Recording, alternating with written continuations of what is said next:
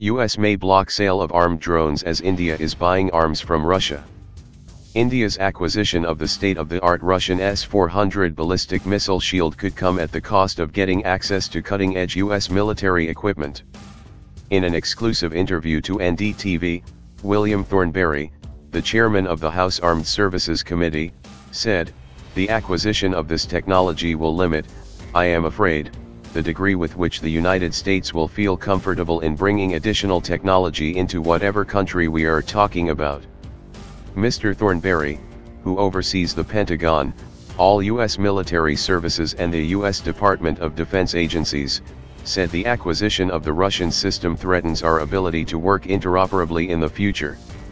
Significantly, India's decision to go ahead with a 40,000 rupees crore deal with Russia for S-400 batteries could come in the way of India acquiring US-built Predator drones, which could have been used in operations against terrorist launchpads along the line of control with Pakistan.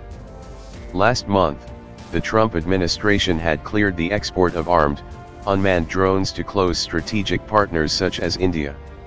According to Mr. Thornberry, this is one of the areas where the acquisition of the Russian anti-aircraft system will make the acquisition of that technology somewhat more difficult. India maintains a close military relationship with both the United States and Russia, but it is Russia which has provided the bulk of India's military weapons systems over several decades.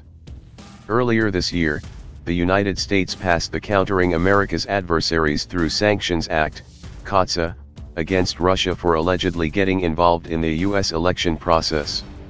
This means that the United States could technically place sanctions even on close partner nations such as India for acquiring Russian weaponry.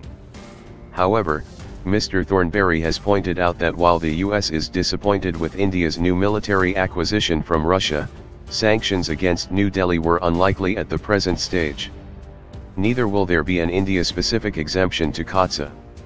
In the legislation that passed the House just last Thursday, there was additional flexibility in the law for nations that have historical ties and thus Russian equipment, said Mr. Thornberry, who added that there will be some additional flexibility that will not just be limited to India, but there are other countries that fall into that category.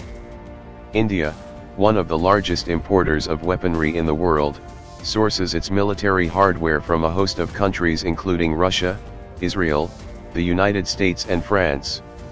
New Delhi has a strategic relationship with all these nations and has traditionally shied away from favoring one military supplier over another.